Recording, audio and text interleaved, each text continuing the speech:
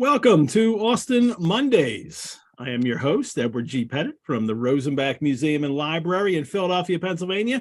And for 24 weeks, with just 2 weeks to go after today, we've been on a biblio venture with Jane Austen's Pride and Prejudice. In each episode, I talk with a special guest, a brilliant Austen scholar, creator, or Janeite about Austen and her works. And then I have an hour-long conversational annotation with a chapter co-host in which we illuminate, elucidate, explicate a few chapters of Pride and Prejudice.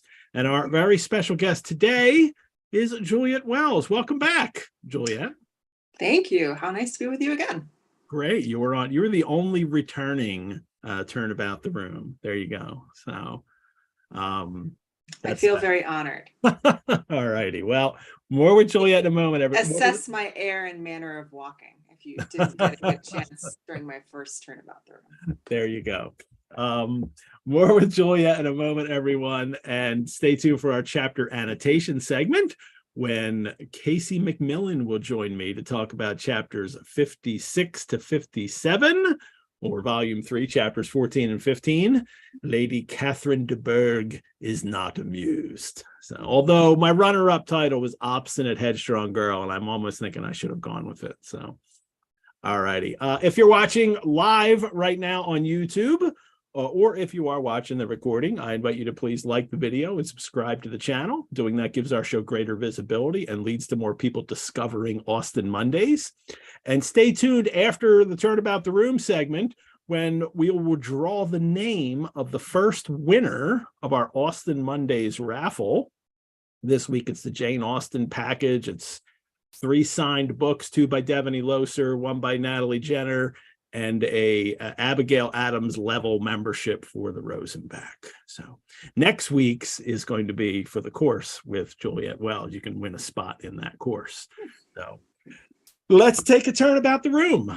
Juliette Wells is returning to take her second turn about the room with us. She was previous on episode 13.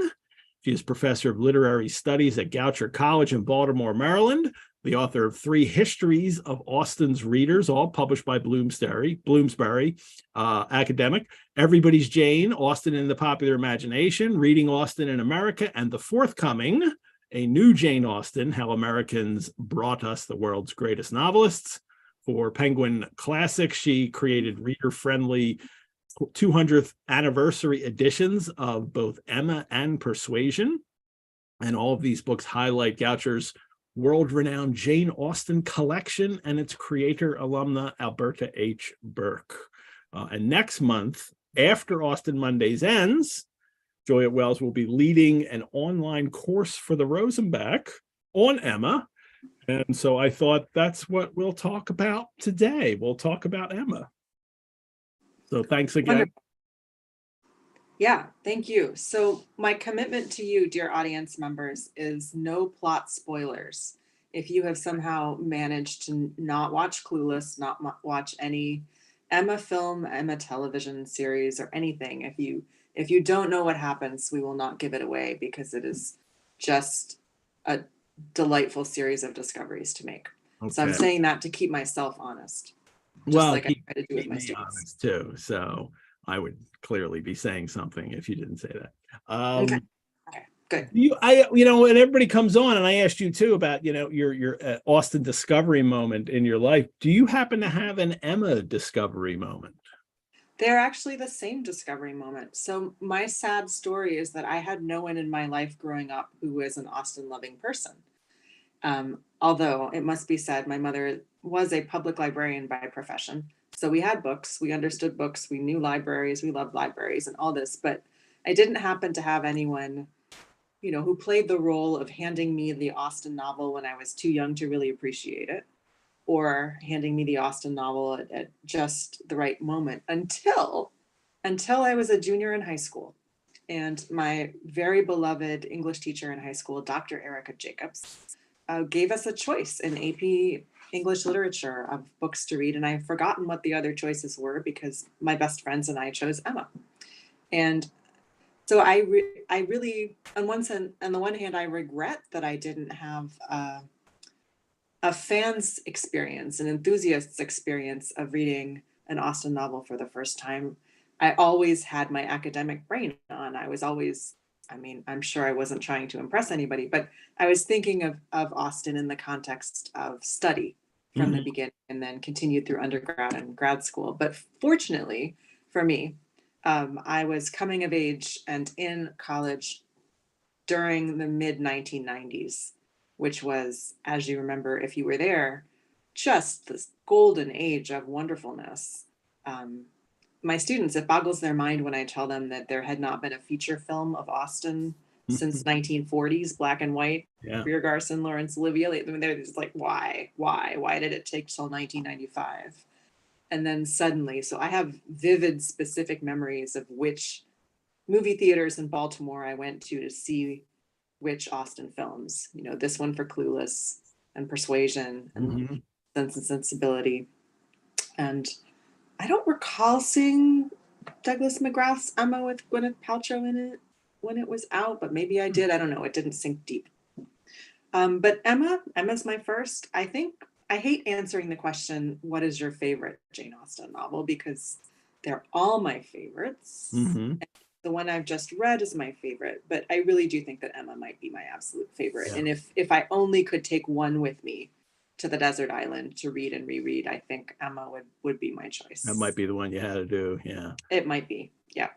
The it sounds like that when you did school, you said you and your friends had picked Emma. So did you have that experience too, that you had friends that you were reading it along with, even though it was for school? Yeah, and I wish I remember more about that. It's 11th grade is increasingly long ago. Yeah. Um, yeah, I do remember co-teaching a class for eighth graders on To Kill a Mockingbird with that same group of friends. I think that was my first teaching experience. It was Wow. scary, but I liked it. So, Wow. you There know, you go. That's your there, teaching that's where it all discovery began. moment then. Yep. um, Emma is Emma in a way is it's the same kind of book Austen had been doing, but it's not, and she's kind of Mm, recreating herself, but at least as a um uh, tell people a little bit about when it comes up in her career and how that right. comes about, especially the publishing of it. Right. So you can look backwards from Austen's early death in July 1817, and you can say Emma is the last book that she saw through the press. It's the last book that she was alive and in good health to participate in reading the proofs and, before that, corresponding with the publisher, arranging everything about publication. And it's of course, the last book that she held in her hands and could be proud of and introduced to her family as all the people who were having babies were introducing their babies to the family. She said, "This is my Emma." Um, but she didn't know that when all that was happening. She wasn't ill. She didn't know her life would be cut short at 41 and a half.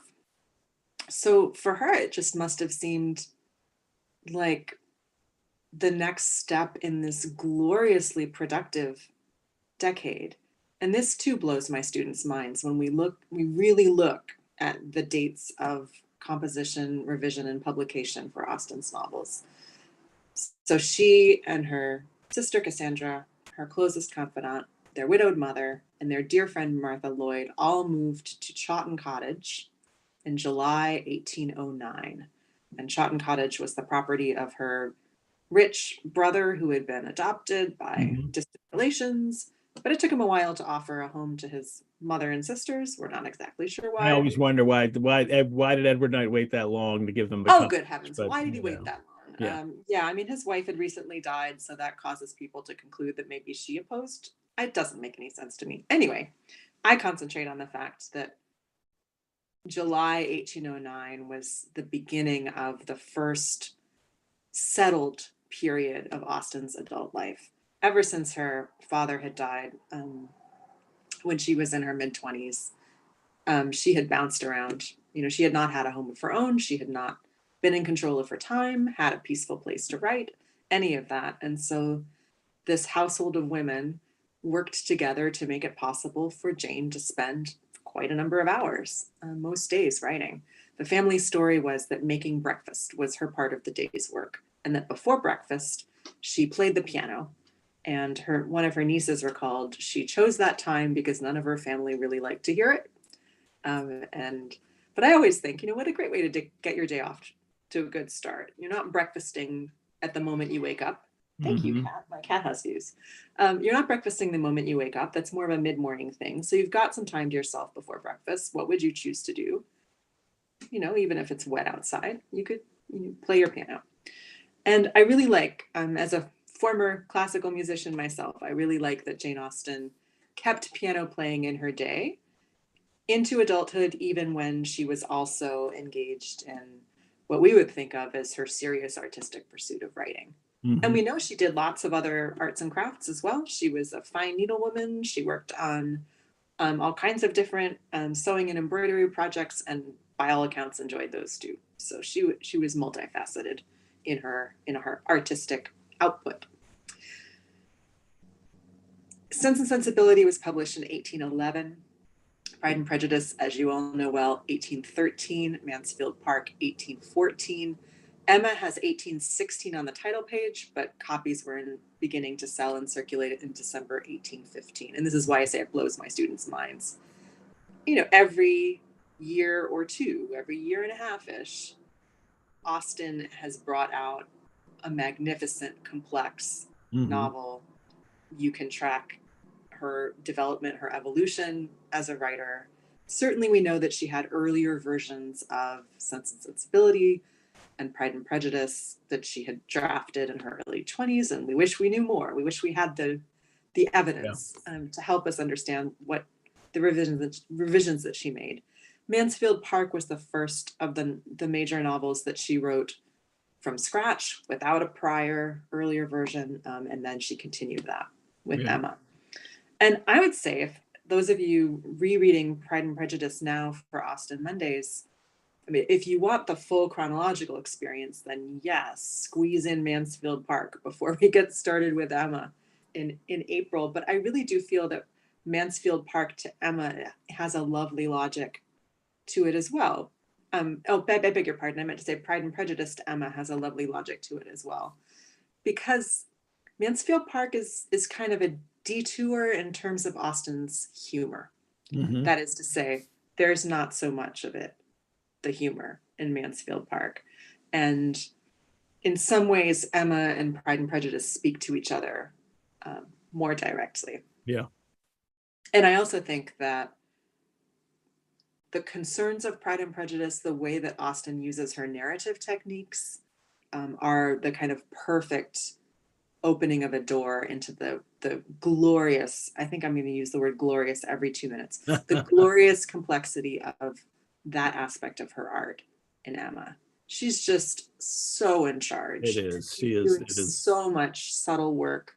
Yeah. And there's just paragraph after paragraph that invite you to make your own interpretation of where we are hearing Emma's voice, and then where the narrator is kind of taking over. And there are no right answers to any of this. It's not like there's a key in the back with highlights that Austen left for us, and she's like, this is Emma, this is the narrator.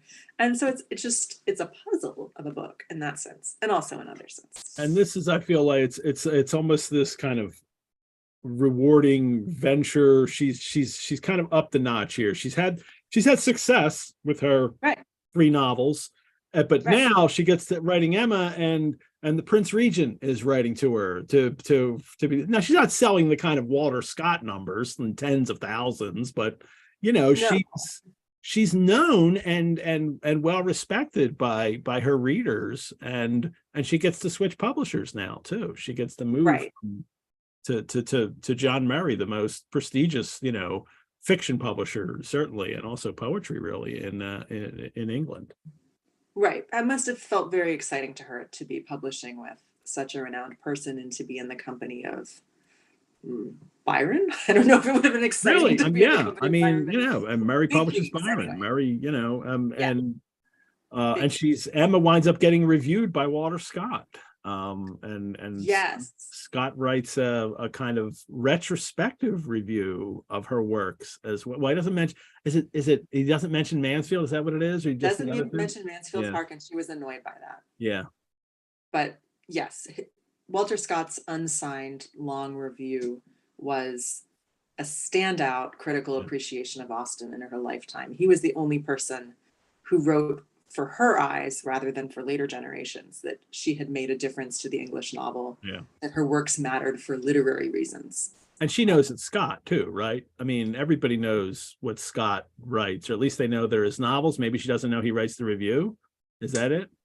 That's interesting. I promised to double check and have a correct answer for the course, but I don't believe she would have known. She didn't know that was him, because everybody knows his novels are by him, even though his name's not on them. They all know that. Very true. Scott, but very true. For the review, perhaps she didn't know. One of the things he talks about in that review is that it's kind of Emma especially, but beginning with those first two, that it's a novel. It's realism for him. What's the phrase is finished up to nature. He calls it. Right, and all of this emphasis on what Austen can do with humble materials, what she can do with everyday events, recognizable characters. Scott wrote that he could do the big bow wow strain like no one else. So drama and intrigue and passion, but Austen is the one making artistic use of what seems so unpromising. Now, it is true that some people who have not drunk the Jane Austen, I can't say Kool-Aid, they have not drunk the Jane Austen Constantia wine, will say nothing happens in Jane Austen's novels. Charlotte Bronte, maybe in that case. Oh, Charlotte Bronte. Yeah, she just did not get at all, unfortunately. But, I mean, yes, nothing happens in the sense that the big events are internal. And the big events that are internal are sparked by such absolutely mundane things as receiving a letter, not receiving a letter, dancing with someone at a ball, not dancing with someone at a ball, having a boring tea party, having to listen to a neighbor who goes on and on. I mean, just not what you would think would be the materials of gripping fiction. So that was one of Jane Austen's big contributions to the genre of the novel of which she was such a passionate reader. She really, really pared away a lot of the plot, a lot of the kind of large scale effects that others were reaching for. But I think it's one of the reasons why her works have remained so popular and can be read with pleasure and interest and understanding by people of all different cultures as well as different times. And she's also taking, okay, I'm sorry. Go ahead. I thought you finished. I thought you finished that thought. Oh, I mean, I can just keep connecting thoughts about endlessly. Go ahead. No, I was going to say she really takes a chance on herself too, with the publisher, and that instead of just selling the outright copyright, she decides that no, I'll go for the proceeds after the profits, and she winds up not making as much as she would have. Emma doesn't sell quite as well as they were hoping it would sell. But she's supremely confident at that moment, knowing that she's got to know she's breaking new ground with the way she kind of employs free indirect discourse. And she's got to know this as an artist. And she's still thinking she's going to make it. I feel confident that she knew. It is a guess because we don't have any surviving letters that say too much about that. But what we can see in her surviving letters around the composition and publication of Emma is clear indication of how much she was in charge of her own business decisions. I mean, it's often said that her brother Henry assisted her with her publishing. Certainly he did, but when he was indisposed, she wrote to Murray herself. And in one of my favorite lines from Jane Austen's letters, she asked to meet with him rather than keep corresponding because a short conversation may do more than much writing.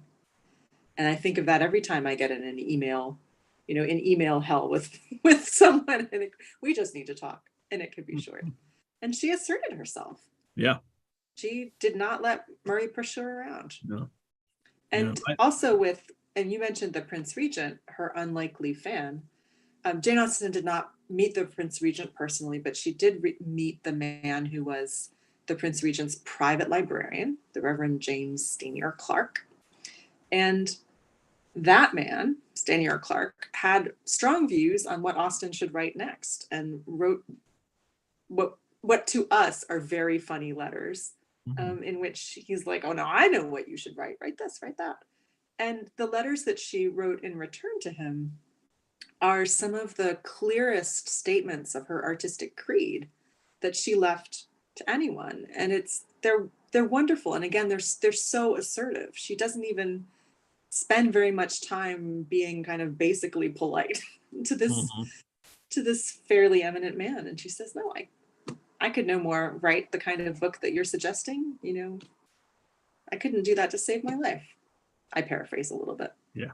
So the sense of her artistic confidence and her confidence in her authorship and her sense that her work matters is just so strongly present all around the writing and the production of Emma. And for us, as I said, knowing that it would be the last book she would see through publication, that she would hold in her hand, that, I mean, it's, thank goodness she had that experience. Yeah. This ties in too with the kind of theme for the course that you're setting up for, is Emma and the woman artist. What is it to become? What is it to be? What is to become of a talented woman in society who believes that her abilities are best spent amusing herself, entertaining her family, and educating her children? And this kind of goes along with, you know, Austen as the artist, woman artist too. Could you talk a little bit about that? Yeah, absolutely. So I've always been interested in Austen's depictions of the so-called accomplished women. And again, Pride and Prejudice is the perfect springboard for thinking about this, because there's that one wonderful dialogue early on where Caroline Bingley and Mr. Darcy put together their long lists, and they end up, as you remember, with, she has to be all this, she has to do all this, she has to look this way. And Darcy's like, yes, and she must improve her mind by extensive reading. And Elizabeth is the one who counters that and says, I never met such a woman. Yeah. I'm surprised you know anyone like that. Right. And I mean, that a version of that dialogue is in almost every adaptation, because it is all too familiar to us, this idea that the ideal woman, the feminine ideal, is impossible. I mean, what goes on the list changes over time. But my students and I talk about whether college admissions makes sense to them as an analog to that. Like if you're applying to super competitive colleges, you're applying to the Ivy League, you have to say, I founded a startup company. I play classical piano and have performed at Carnegie Hall. I am captain of the equestrian team. I have done this and that charitably and philanthropically, you know, and also 10 more impossible things. We just went through it all with my youngest daughter. Yeah. Oh, yeah. Yeah. Ridiculousness. So whoever met anyone like that? And in Emma, Austen takes up those ideas, but more on the down low. It's not on the surface. You don't have a character like Lady Catherine interrogating Elizabeth and saying, what? No governess? You know, how did that work? But you come back to scenes that have some familiarity to you from Pride and Prejudice, where young women are playing and singing in a drawing room, and people are listening, people are commenting, men are commenting, women are judging each other's performance, and they're aware of the caliber of their own performance, and everybody has feelings about this. And all of this matters to Austen, not just because it's a social ritual that would be very recognizable to her readers, but because Austen has more in mind to suggest to us about the limitations, the constraints on women's lives, and what you do with your creativity and what you do with your intellectual mind when what you're supposed to be doing with your time is practicing so that you can play well enough in the evening, because that's what you've got. There aren't professionals coming through town to play really well. And of course, no one has recording technology. So, you own the spinet, you own the harpsichord, you own the pianoforte, and the young ladies take turns. Oh, it just must have been it must have been awful. Again, as someone whose musical training is in the past, I just think of, oh, the instruments must not have been in good tune, and you had to listen to people and act polite, maybe at least a little bit polite. So I have a theory, which I will share and we can explore more in the course, that the character of Jane Fairfax in Emma, who is, by all accounts, the narrator and all the characters agree that Jane Fairfax is an absolutely exquisite musician, has complete excellence. And as far as we can tell, because Jane doesn't talk a lot about this, as far as we can tell, this excellence is, comes from Jane's dedication rather than any desire to impress people. Yeah. So you all, Mary Bennett, not a bad pianist, attempts more difficult music than Elizabeth, her sister, but Mary doesn't realize that the point is not to impress people. The point is to give people enjoyment. And so that gets in the way of Mary's performances, but Jane doesn't have any of those difficulties. Great. Well, this sounds like a fabulous course. For anybody who doesn't know too, if you're new to this, the courses that we do at the Rosenbach, it's 20 to 25 of you here on Zoom, but in the meeting format. So you're all there, and it's discussion based, and it will be a really great way to take this course. It begins 2 weeks after we end. It's 2 Mondays it's bi-weekly. It's 2 Mondays in April and then 2 in May. And it's the same time as the show, 7 to 8:30. So that kind of, if you're used to this schedule already, that's what you'll get for the Emma course. And if people, it is open for registration now for people who were in our Delancey Society members. But this Thursday, it opens for registration for Rosenbach members. So one of the benefits of membership, you get first crack at registering for the course. That happens this Thursday. If you're not a member yet, then next week on Thursday, you can register for the course. And this course will fill up, people. So I guarantee you that. So, so if you want to register for it, go right ahead. And the raffle we're doing 3 raffles. Next week's raffle is for a spot in the course. So you could get some raffle tickets and see if you're lucky, and there you go. And you could get a raffle spot in the course as well. So, Juliette, I'm looking forward to this class. I'll be kind of I'll be there because I want to get all this too. Can I say one more thing quickly? Sure. You said my favorite word in the entire world of literary engagement, which is discussion. And I wanted to assure everybody that while I'm holding forth now and seem like I could go forever, in fact, what's really interesting is when we come together as a group and we hear where people are coming from, and we see all the different ways that people are viewing Emma, the novel, and thinking about it, and everyone who wishes to have a chance to talk talks, the time will fly. Yeah. And it will be like nothing else. That group will never have assembled before to read Emma in this time. So I really look forward to it. I love doing that in the courses. I love the discussion. I love hearing everybody talk. It's such a treat. So it's really very engaging and rewarding. So. Yep. All right, Juliette. Thank you. Absolutely. Thank you for taking a turn about the room with us today. And I will see you in a few weeks. In Highbury. Yes. All right. In Highbury. Great. Yes. Thank you, Juliette. Bye-bye. Thanks so much. Bye-bye. Have fun, everybody. Well, everyone, we have only 2 more shows and just 1 more Turnabout the Room guest coming up on March 13th next week. Claudia Johnson from Princeton University will be on the show. And then for the final show on March 20, there will be no Turnabout the Room. It'll just be the 3 co-hosts and myself talking about the final chapter and wrapping up the whole book. So let me take this moment right now to thank all of you for watching this episode. As a nonprofit organization, the Rosenbach Museum and Library depends on the generosity of friends and supporters like you to keep programs like this free and accessible to hundreds of fellow Austen lovers worldwide. And if you would like to donate to the Rosenbach, you can do so on our website. You could also become a member. You can learn more about how to become a member on our website. And at the end of every show, I give a shout out to all those who have donated since our last show.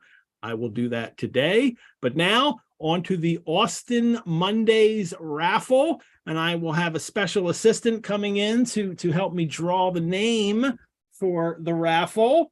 Here's Lulu, my daughter. Here, why don't you have a seat here? Lulu, who you all know, who created the opening credit sequence, and I talk about all the time, as you all know.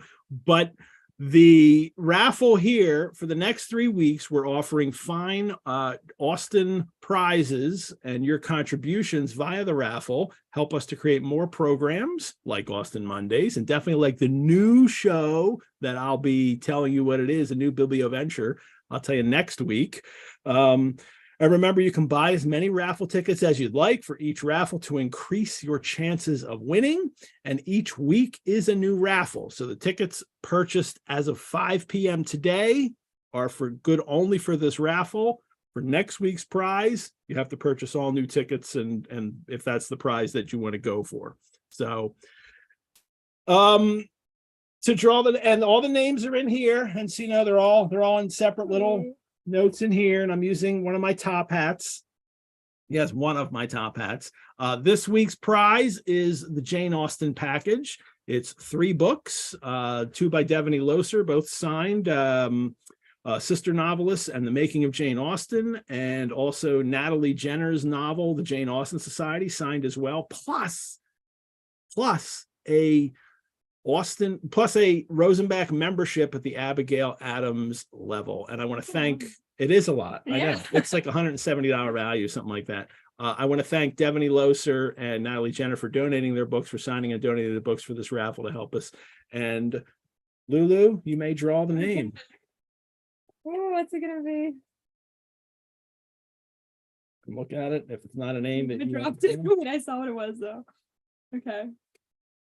Sorry. I know it was this one. Paul F. Saltis. Paul Saltis. Congratulations, Paul. Congrats to Paul.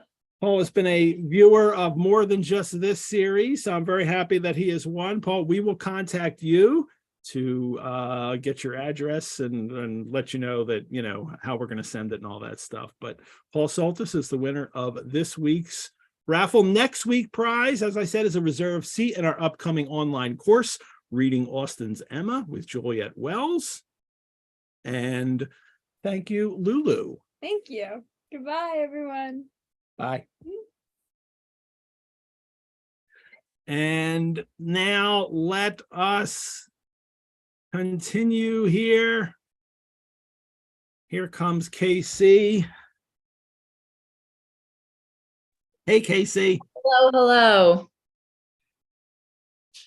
Nice to see you. Great to see you, and so lovely to see Lulu on camera. Yes, she was very excited to be on, so she was happy to do this. So she was great. So, I did things out of order here. I was going to share this slide to talk about the course, the Juliette Wells course. This is what that raffle for next week is, and you can buy tickets now at the Rosenbach's site, or you can buy them during the week. The deadline is next Monday on the 13th at 5 o'clock, and then we'll have a drawing on the show to find the winner of this course. And then the third raffle is for the final week is for a private tour of the Rosenbach's Jane Austen holdings with me. We could do that at the Rosenbach. I could show you the materials, or if you don't live in the area, if you live in another country even, I can do that virtually with you as well. So they will be the last two. And remember, entries begin at $15, and you can buy as many tickets as you like to increase your odds of winning. 3 tickets go for $30, 5 for $60, 10 for $120, 20 for $150. So the value of the course is $200. That's what it would take for a non-member to take the course. So even if you bought 20 tickets and you won, hey, you'd be getting a bargain. So, all righty. And then also next week, I'm announcing the next biblioventure program, which will start in September. Casey knows what it is, but she's not going to tell you. So she's going to keep that to herself. And Casey, do you have anything to plug today? Do I? If you're a Philadelphia resident, I would encourage you to join us at Inishnua, my Ireland and UK themed theater company here in Philly. We have a free reading. This is about to get awkward. I didn't think it through. We have a free reading next Monday evening at around the time that this show airs. Maybe what you want to do is watch the recording of this show and join us at the Drake, Philly's Home for New Plays, for a free reading of How to Keep an Alien, a comic, heartfelt play by the Irish playwright Sonia Kelly. Maybe I should come to your reading, and I'll just do the show live from there. The theater has 2 spaces. So yes, we could knock on the walls. I could run back and forth. It's going to be great. All righty. Every week I enjoy a cocktail inspired by the chapters we're reading, and I've almost finished my first one, so I need to make another. And this week it is called the LCdB, the lowercase d, Lady Catherine de Bourgh, the LCdB cocktail. It is gin, lemon juice, sour cherry liqueur, because sour is definitely got to be part of a Lady Catherine drink, and then I top it off with champagne and put some Luxardo, the fancy maraschino cherries in there, the $20 a little jar cherry. So worth it. Those cherries are so worth it. It is. They're so good. Yeah. So it's kind of a variation. This drink is a drink called the French 75 with the sour cherry liqueur in it. That's what a French 75 is. It's champagne, lemon juice, gin, and I even have French. It's not actually champagne though. I think this is the same one I had before, the Grand Courtage. It's from France, but it's not from Champagne. So it's a sparkling wine. Not necessarily. Tell me about the sour cherry liqueur, because of course I know about Luxardo, the liqueur, but that's not sour. I'm intrigued by this. Yeah, you can get sour cherry liqueurs. This is the one. This is the New Liberty one. Actually, it's made in Philly, New Liberty Distillery in Philly. I don't know if they still do it, because they often do a lot of small batch things. But that's it for me. I finished it up. I had enough for these drinks. I think I have maybe an ounce left in that bottle. I've been slowly drinking it for a couple of years. But it's a very tasty drink, and it's an elegant drink, and it's the kind of, if Lady Catherine de Bourgh is gonna if you're gonna have a cocktail at Rosings, it's gonna be a very fancy one, and it needs to be. So even if Lady Catherine de Bourgh is not sending her compliments to my mother, I'm still okay with the drink. So she will have had nothing to do with the recipe, but to take all the credit. Yeah, that's good. Nice. All right. Well, let's do this chapter today. And this one is chapters 56 and 57. It's Lady Catherine de Bourgh is not amused, which I thought was clever and funny. And then I realized I should have called this episode Obstinate Headstrong Girl. I was like, I missed the opportunity for that. So, but you knew we would cover the line. In fact, I would love for folks to put in the chat if in fact they have a tattoo of Obstinate Headstrong Girl, because I would guess among the inked J Knight set, that has got to be the most tattooed phrase. That's a good one. I should get that. I should. Why not? Why not? Yeah. We'll talk to that soon. And it's for those of you whose books are divided into volumes, it's volume 3, chapters 14 and 15. And where we ended the last chapter, the Bennett family fortunes have had a reversal. They were very hopeful at the start of this novel, right? The rich man comes, he's interested in Jane, and then it just gets progressively more dismal. Mr. Collins proposes to Elizabeth, which is bad, but then even worse is he marries her best friend Charlotte, and then Lizzie turns down Darcy, And then she thinks she likes him, and then that all goes up in smoke when Lydia runs away with Wickham, and who will marry any of the Bennet sisters now.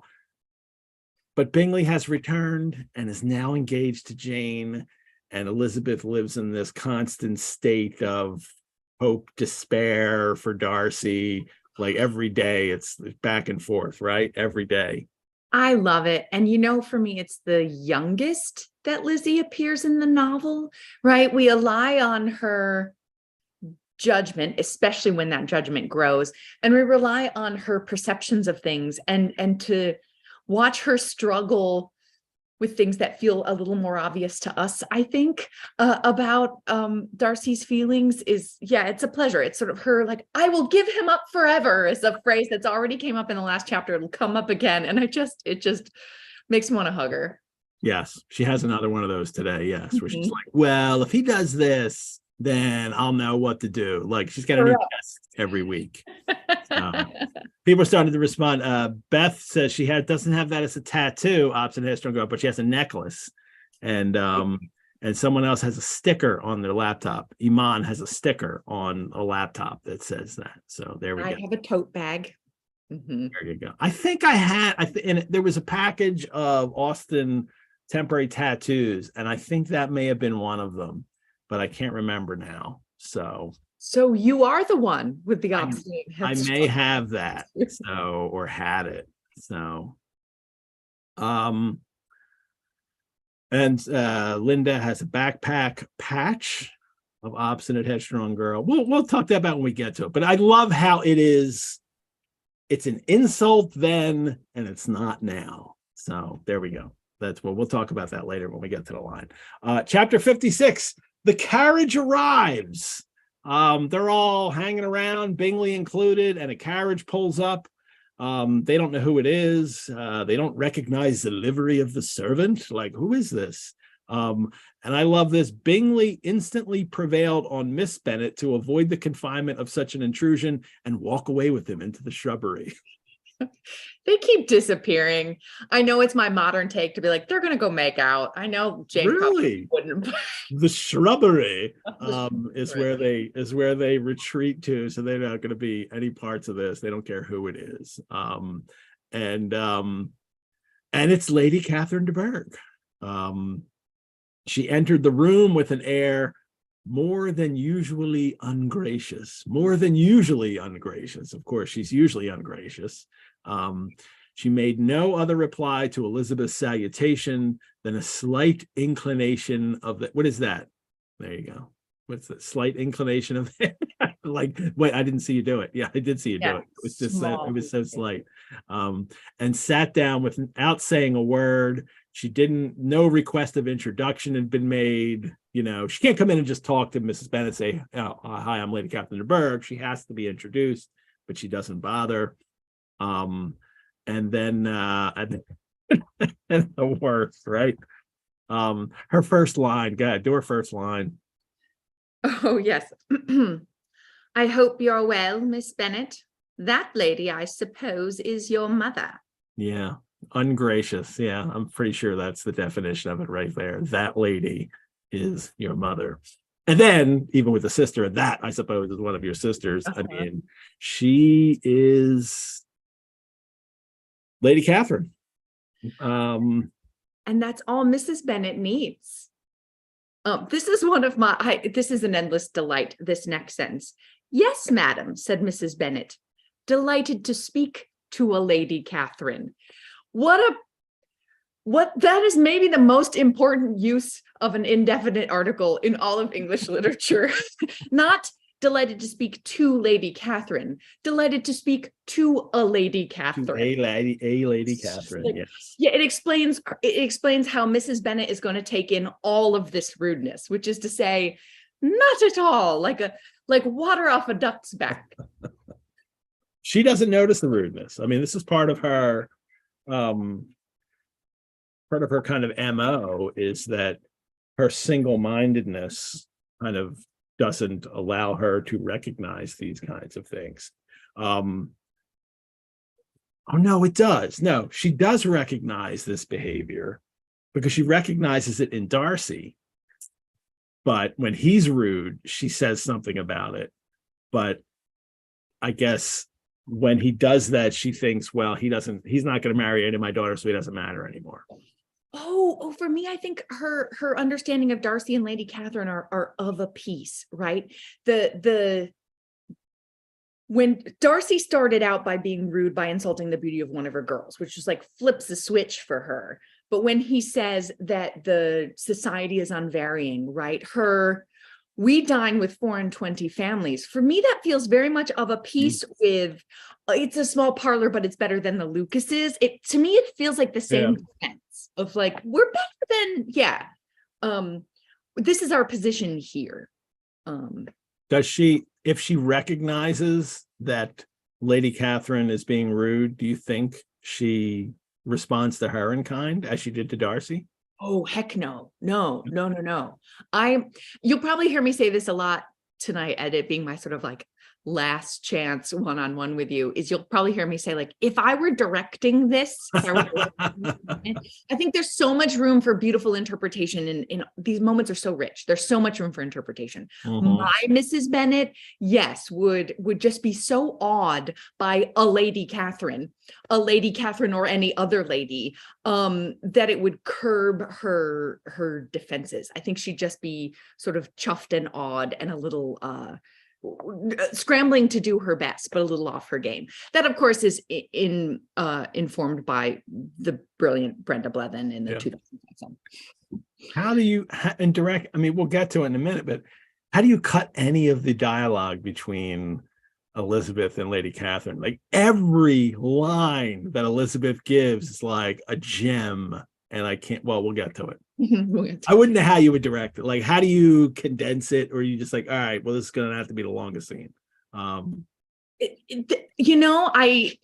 rewatched both of these scenes, both the sort of the 2005 Beauty Dench at Midnight and the 95 Let's Wander into the Garden. And yeah, definitely having just reread the material, there were things I'm like, oh, you didn't include that. Every line. It keeps most of the adaptations seem into my memory, keep Lizzie's lines and cut sort of like the details and reinforcements of Lady Catherine. All right, we'll get to this in a sec. First, she's got you have a very small park here.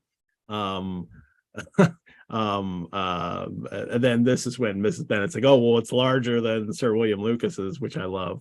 And then there seems to be a prettyish kind of a little wilderness on one side of your lawn. She notices.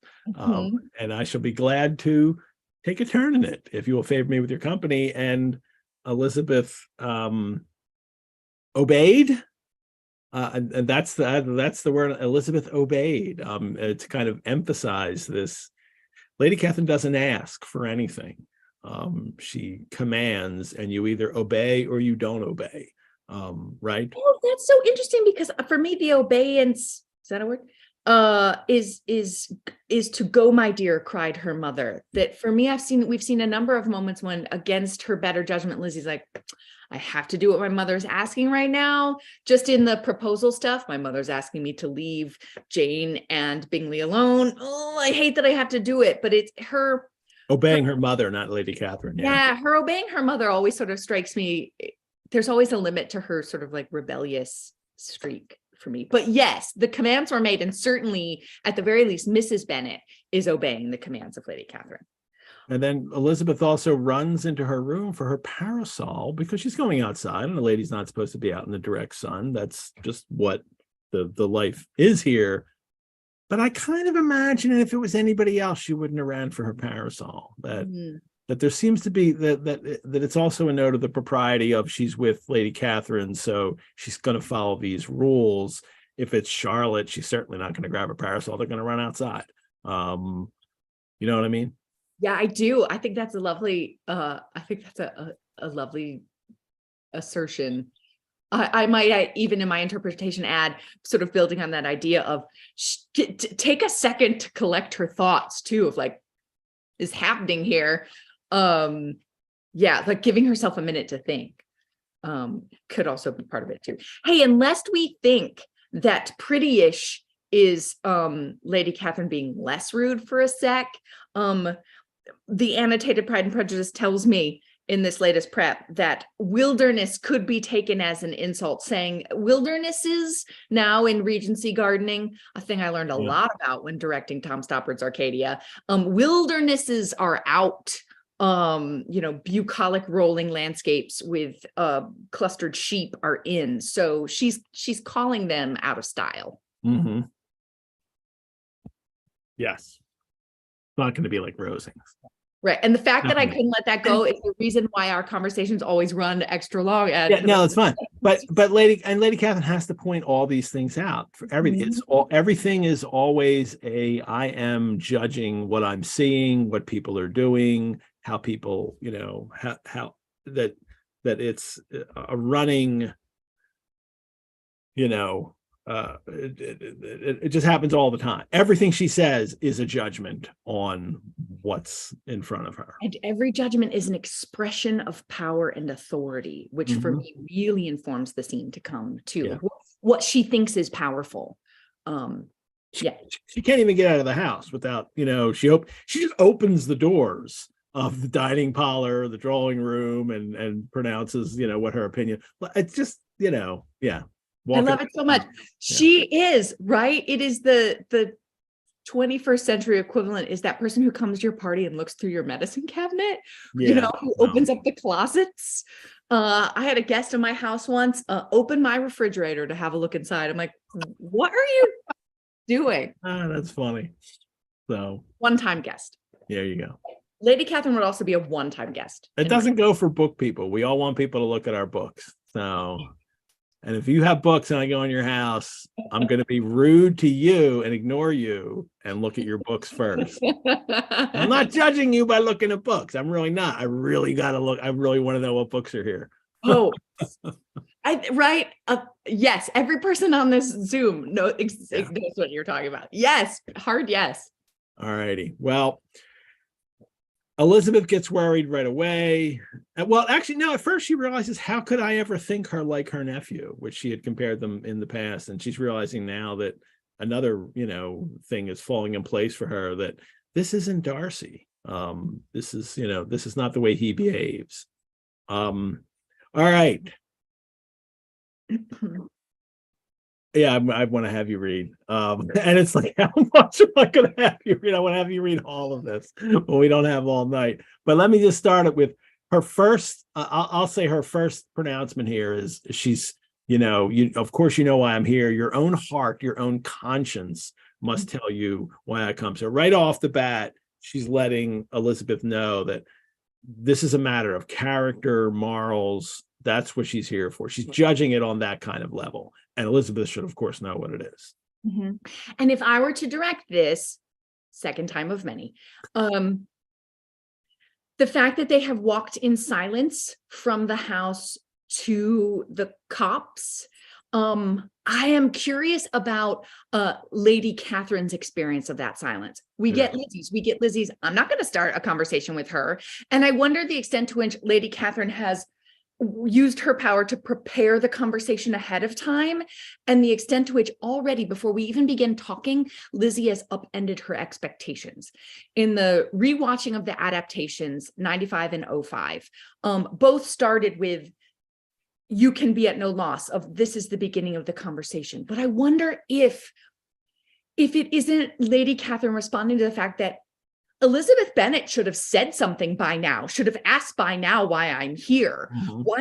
Why is she so dumb in this moment? That I wonder if she already comes in a little hot, having her expectations of how this would begin already thwarted. Do you know what I mean? So I think she starts a little hot, already being disappointed. Does that resonate with you? Do you know what I mean? No, it does. Yeah. But it also resonates in the way that you're thinking of how does an actor get to an emotional point? So they've got to build to there. You can't just come out hot. You've got to show that you got to there. Yeah. And it just made me think, as I was preparing for today, the way that like jump cuts in film, they don't need to think about that because they can just start the conversation with, you can be at no loss.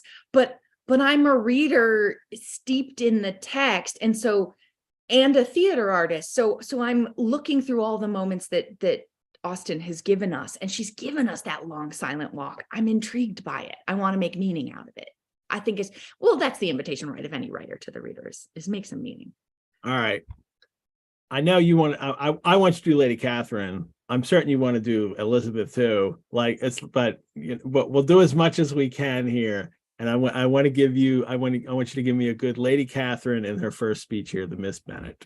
Right. I'm willing to go the distance. I'm not saying that's advisable as a show choice, but I'm willing to go the distance. I'm also willing Casey to just read the chapter. Show is I would enjoy that, but that's not what we've signed up. We got people to sign up for. So. No, we don't want people to drop off. I am also willing to explore Pride and Prejudice as a solo show and read both. You're gonna stop. Okay. So I'm gonna come in hot. You can be at no loss, Miss Bennet, to understand the reason of my journey hither. Your own heart, your own conscience must tell you why I come. Indeed, you are mistaken, madam. I have not been at all able to account for the honor of seeing you here. Miss Bennet, replied her ladyship in an angry tone, you ought to know that I am not to be trifled with, but however insincere you may choose to be, you shall not find me so. My character has been celebrated for its sincerity and frankness, and in a cause of such moment as this, I shall certainly not depart from it. A report of a most alarming nature reached me 2 days ago.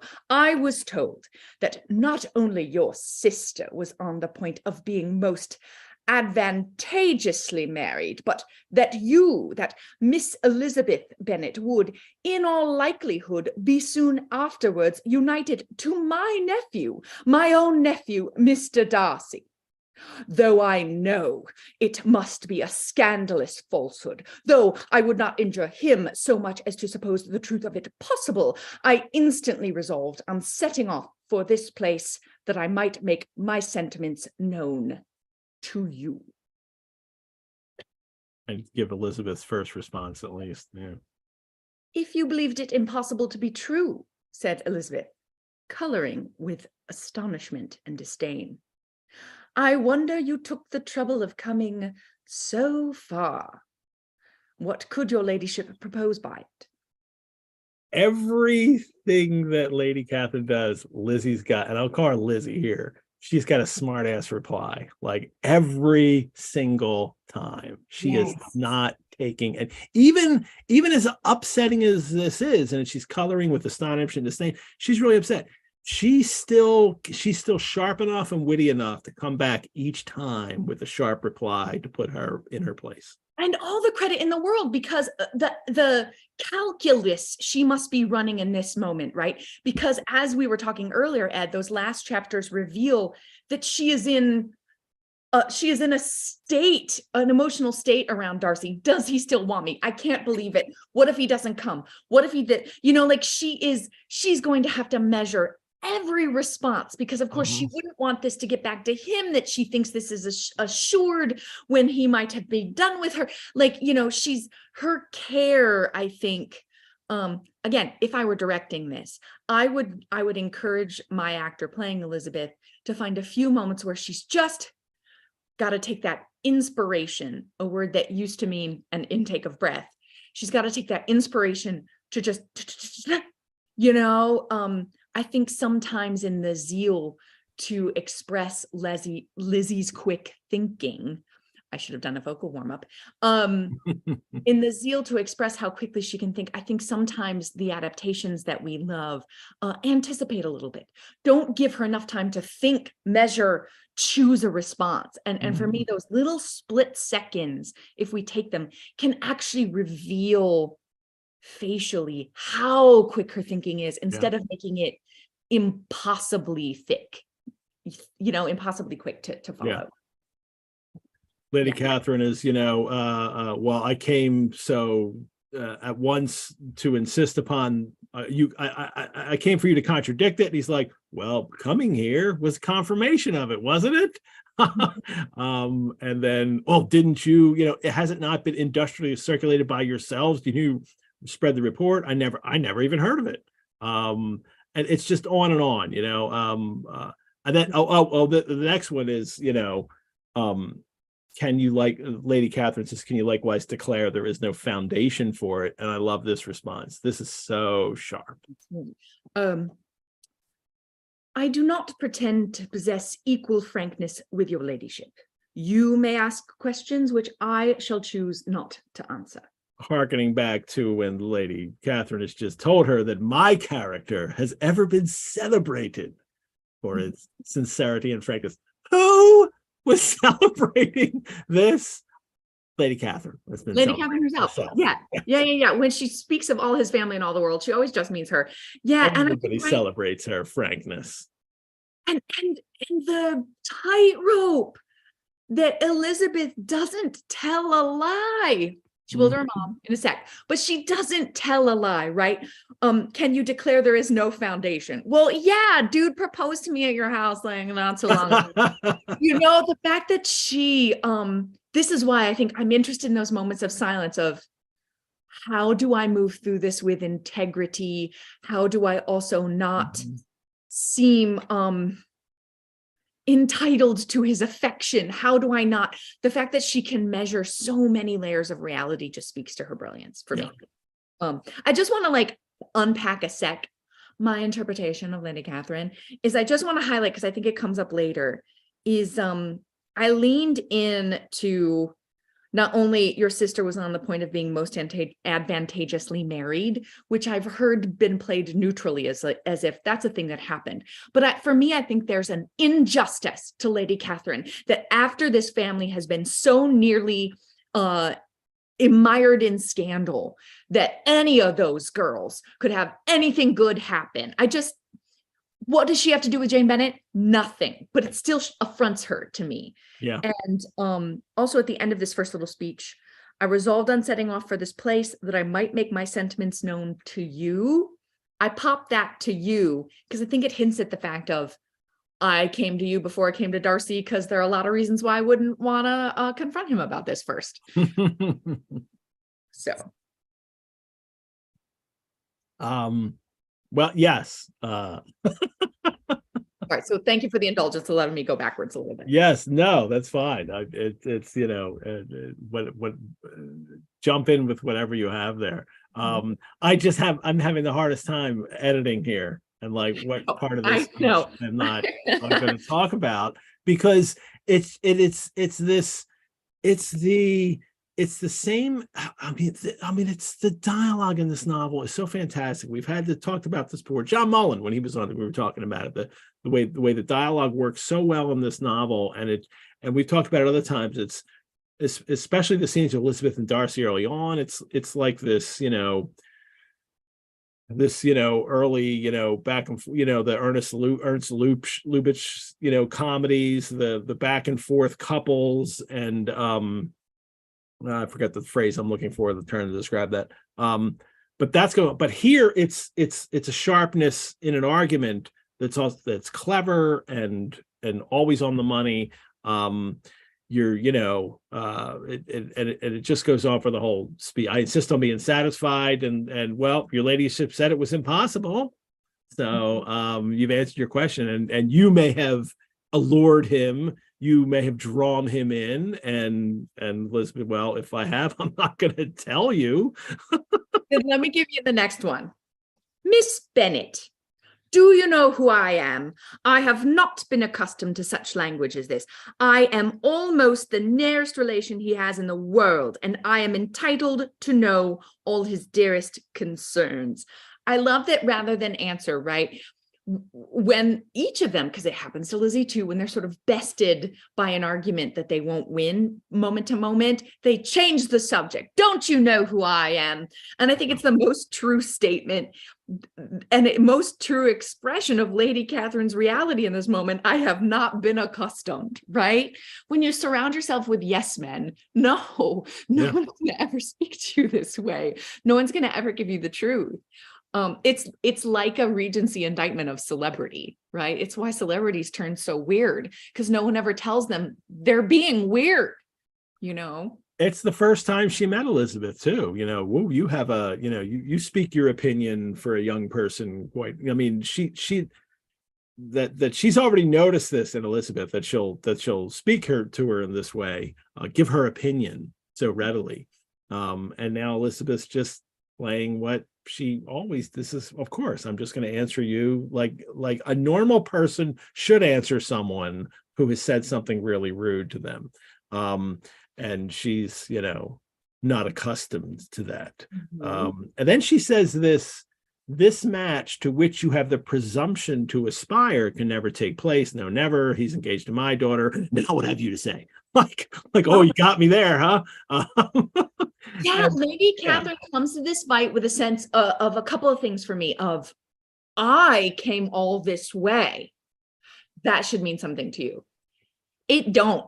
You know, like I came all this way, and I have a knowledge, right? I think that's how I would explain it, is that she comes to this argument with a sense of, I possess knowledge and authority, and you should be cowed by that. And, you know, for me, it's kind of like they're playing, I don't know, to try and make my budding metaphor Regency. They're playing whist. And in this moment, Lady Catherine's like, go fish. You know, like she just has she thinks she's got this good hand, but she's in the wrong game. Yeah. Elizabeth doesn't care about any of this. And so she keeps having the repeated frustration of her expressions of power fall flat, you know, and she can't understand it. Yeah, she's trying to, you know, she's constantly trying to pull rank. That's her only tactic. Pulling rank. And Elizabeth just keeps answering her in kind. But that presumption word really gets to the root of all this. Oxford English Dictionary, presumption, the taking upon oneself of more than is warranted by one's ability, position, or right. I think that if Lady Catherine wrote this novel, this story, it would be called Pride and Presumption. And it would be about, and the pride in the title would be like, good, like that's like the people with pride who are great and the people who have presumption who are not good. And then I started really thinking about presumption and the way it's used. You know, the first dramatic adaptation of Frankenstein is called Presumption, or the Fate of Frankenstein. And it's that Frankenstein had aspired to presume to do something that he should not do. And that's the first readers, how they really approached that novel. And then I did it's just a Google Ngram search for the word. And I mean, it's just the size of the Google books, you know, that they have. It's a lot, but it's, you know, it's not a perfect search. But I found that the word presumption peaked in all the texts on their site in 1829. And it really peaked going from the year 1700, and they have fewer texts then, but it's still, it's like a mountain. And then it kind of goes up and down for a bit, and then it just goes away.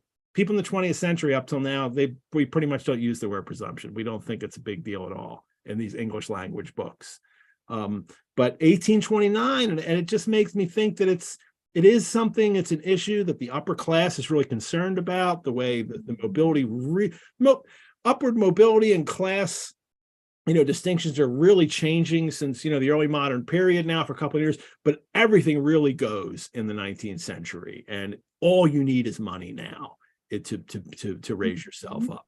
And that presumption to aspire, which she's really upset about, I think and it's the plan of Mrs. Bennet, right? This is her whole man of fortune, you know, must be it's her whole plan is how you aspire to something, to be better than yourself, to raise yourself to a higher status. That's what Lady Catherine's upset about. She's kind of right. That is what's going on here. But Elizabeth is deserving, and she's asking the wrong questions, Lady Catherine, thinking, you know, but that presumption, that word itself really, really rang for me. And as you get into the Victorian era where literature is so widely available, of course your common reader is going to be less interested in that. Here you are, Ed, just like in this free program, given PhD theses. There you go. What a gift to the world you are. Cite the show in your PhD and your dissertation. You can cite this show. New goal, new life goal. I, totally unqualified, would like to be cited in someone's PhD thesis. She Lady Catherine next, she tries like, oh, but he's supposed to marry my daughter, and she hits her with Elizabeth is a young woman of inferior birth, of no importance to the world, and wholly unallied to the family. It's right, it's Mhm. family fortune connections. That's what Lady Catherine doesn't see Elizabeth as having, family fortune or connection. She mentions that later. She uses those words, family Yeah. connections, fortune is what And I think that's the most powerful moment of this little speech. Can we back up just a second into the entry into the speech? Because I just love it as a like, there is a body wound on Lady Catherine that she has to contend with. And I just want to point out, like, Lady Catherine gets dinged and has to recover, and Lizzie gets dinged and has to recover. And here's where Lady Catherine gets dinged. Golden line. Lizzie says, right. Lady Catherine says, now what have you to say? Only this, that if he is so, you can have no reason to suppose he will make an offer to me. Lady Catherine hesitated for a moment while she takes the hit, and then replied, the engagement between them is of a peculiar kind. From their infancy, they have been intended for each other. It was the favorite wish of his mother as well as of hers. So that first attempted recovery of like, it's not just me, it's Darcy who you claim to want, it's his mom too. But yeah, you see it land, right? The hesitancy that Austen builds into the text. Lizzie has a couple coming up too, but it's just, they are, Lady Catherine brings the wrong tools to this duel. I know I have said that, but she is a skilled duelist, and they each score their blows. And Elizabeth's response is, why is not he to make another choice? If I am that choice, why may not I accept him? Like he's wait, you're talking about your choices. You're not talking about Mr. Darcy's choices here. So both did as much as you could in planning the marriage. Its completion depended on others. If Mr. Darcy is neither by honor nor inclination confined to his cousin, why is not he to make another choice? And if I am that choice, why may not I accept him? And that even feels, in the brilliance of the logic and in the like, like landing of the arrow, also, right? I can't help but keep in mind that Lizzie's little like, the adrenaline of this moment must be off the charts for her, because also she's making a case that she should be able to say yes, when we know that she's worried that he won't ask again. yes. So just like the gauntlet while shooting arrows. It's just, it's incredible. It's incredible what she's contending with.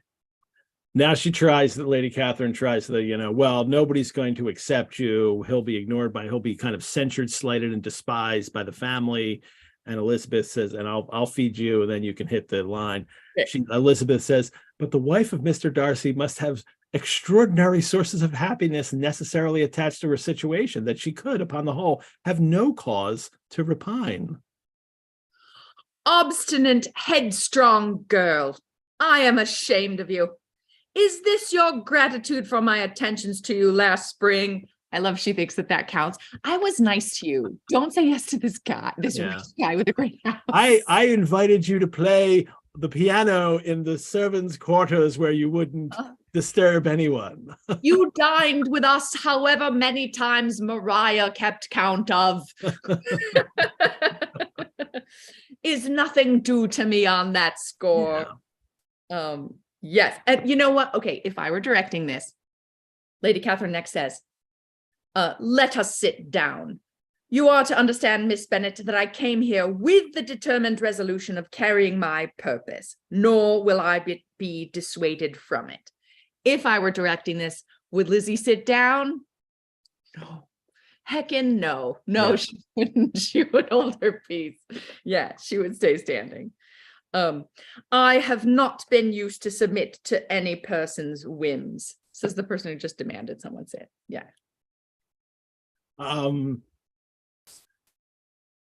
It's and the argument's not going for it. I mean, and even Elizabeth's answer before the obstinate headstrong girl is, I think I think if you're married to Mr. Darcy, everybody can ignore us. It's 10,000 a year. Who cares? Yeah. That's her Keep my response. name out of your mouth. I'll live at Pemberley. Yeah. But the obstinate headstrong girl, I love that phrase that has become, just like this kind of rallying cry for, female characters, especially present day. Now, Austen doesn't quite mean it in that way. Austen, it's insulting to be called obstinate and headstrong, but she has created this character who it's that Lizzie's not really being obstinate and headstrong in the way that Lady Catherine thinks she's being, right? But she's just asserting her own rights and her own, and her own self, which she will, which she says in this. I'm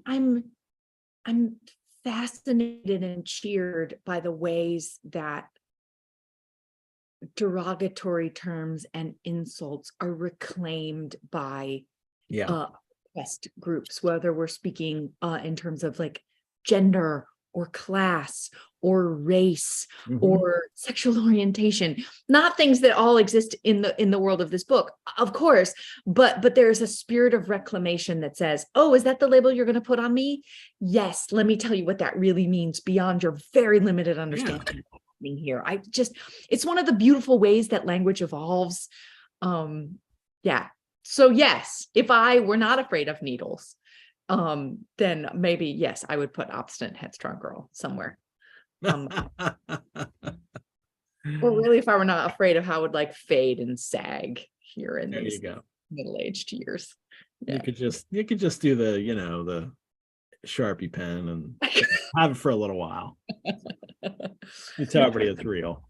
So I'm sure Etsy has dozens of versions of temporary obstinate headstrong. When we had Biblio cocktails at the Rosenbach, and the theme was Austen versus Bronte, and I had people talking about, I had someone to defend Austen or to promote Austen and someone to promote Bronte, and we, it was a lot of fun.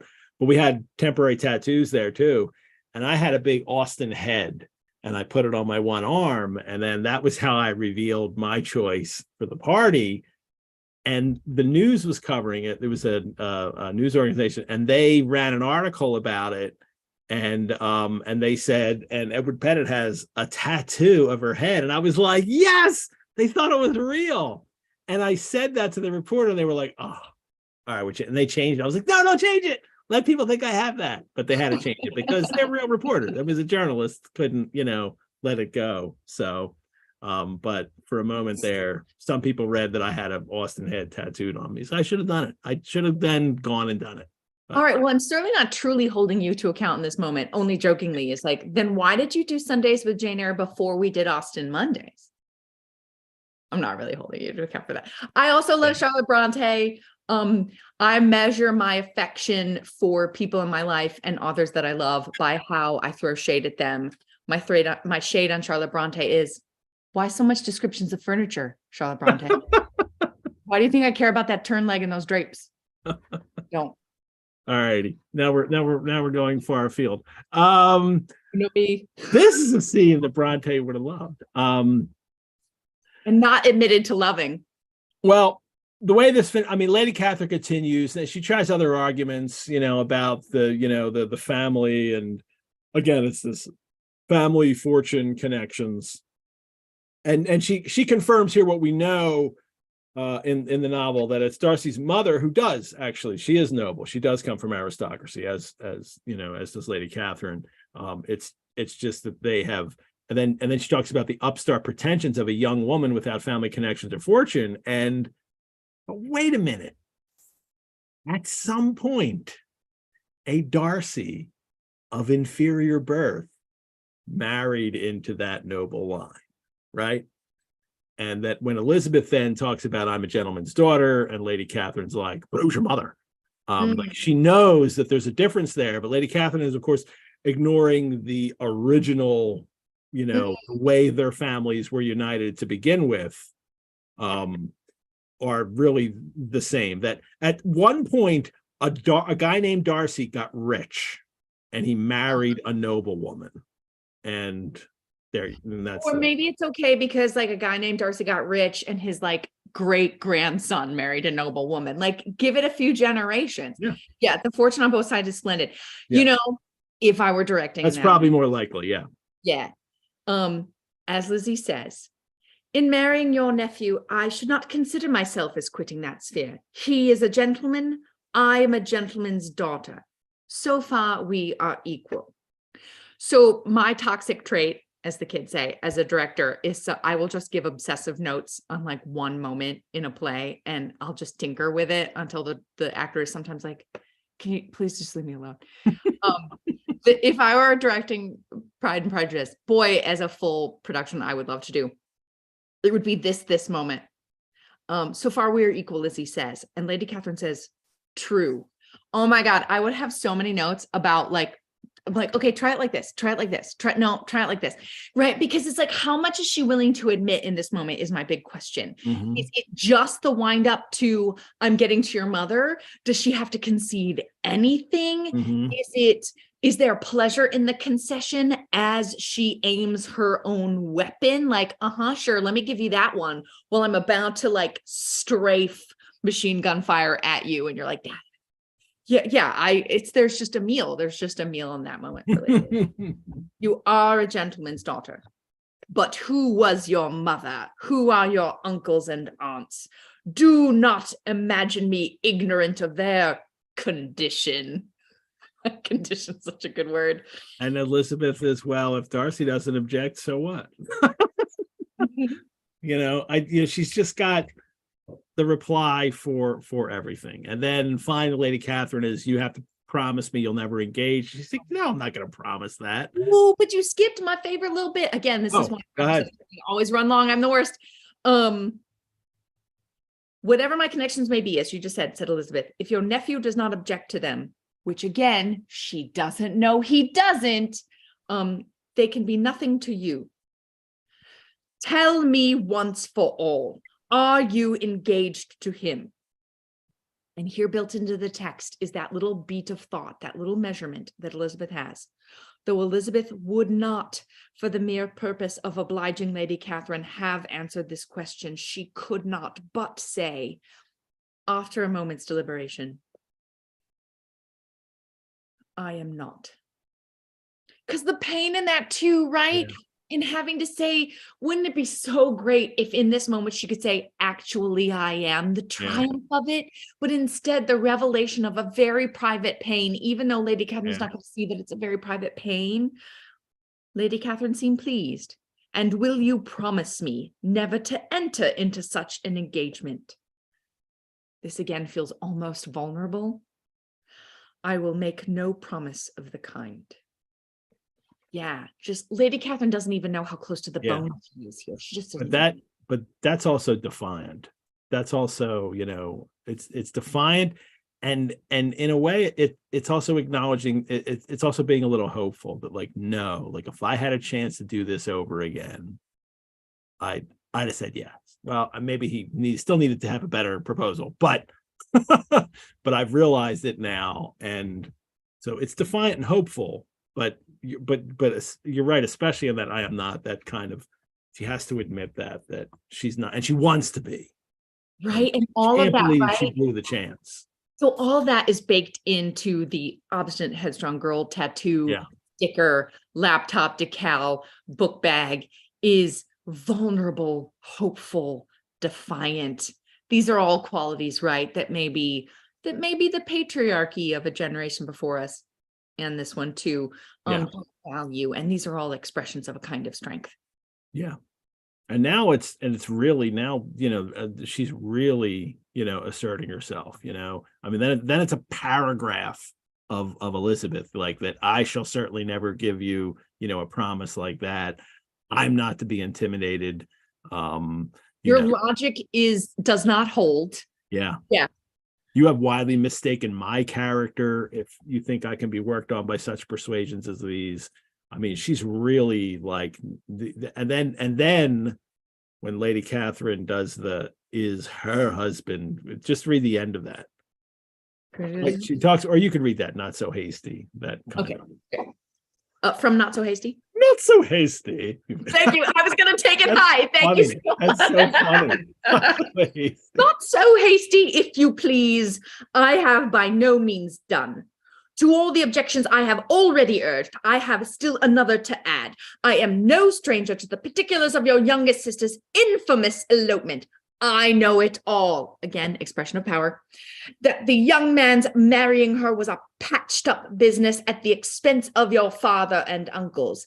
And is such a girl to be my nephew's sister, is her husband, is the son of his late father's steward. Ew.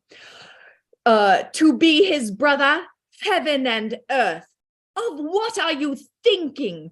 Are the shades of Pemberley to be thus polluted? And that's a little line that gets left out of the adaptations of what are you thinking, to jump right to are the shades of Pemberley to be thus polluted. There is for me, a ramp up in of what are you thinking of? You should know better that this is gross, right? You shouldn't want this. How could you even consider? Makes it sort of her problem more than just like laying forth with the shades of Pemberley to be thus polluted. And that's the end for Elizabeth. Now I'm not going to come back with a smart reply. That's it. I have nothing to say. You've insulted me. And it's the pollution is the assault, but also Elizabeth now firmly realizes that Lady Catherine doesn't know. She doesn't know that it was Darcy that actually got Wickham and Lydia married. She doesn't know anything about Wickham beyond the fact that he's just some soldier and he was the son of a steward. She doesn't know that story, that Elizabeth could right then come back with, oh, well, do you know, you don't know anything about Wickham and he's actually worse than you imagine. But even considering that, it was your nephew. Oh, look, she could throw polluted back. She could kill her with this. She could say something so cruel that Georgiana Darcy, who she's just met a few times, could potentially never recover in the eyes of her family. And of course, she's not going to do that. That's never going to occur to her. You know, for me, this whole scene, yes, she's running calculus. It's a complicated scene. Her adrenaline is driving her. And yet also she's keeping a control of herself that we don't see when she loses it with Darcy. And that's probably because she's into Darcy all the time and won't admit it. But there is a level of self-possession in Elizabeth that really, for me, is a measure of her growth and her kindness, right? To be called unfeeling, selfish girl when she absolutely could fillet the skin off Georgiana Darcy right now in this moment to score a point.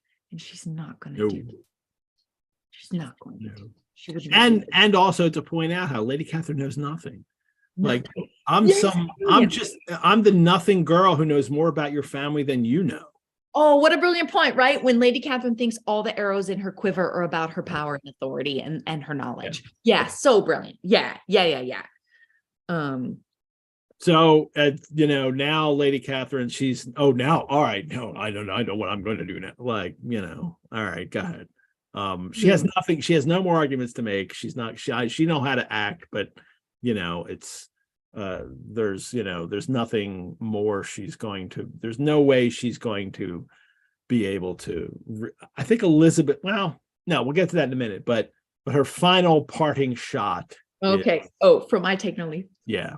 All right. The ultimate insult. Everyone cower in the face of it. You're not emotionally ready for. I take no leave of you, Miss Bennet. I send no compliments to your mother. You deserve no such attention.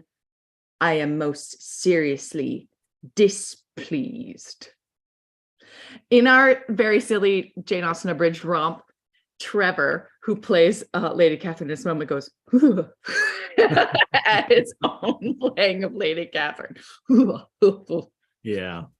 Lightning strike, sound of thunder. Yes, I am displeased. There's no worse thing in the world than her displeasure. She has, and she has sent no compliments. None. Mother. You deserve no such attention.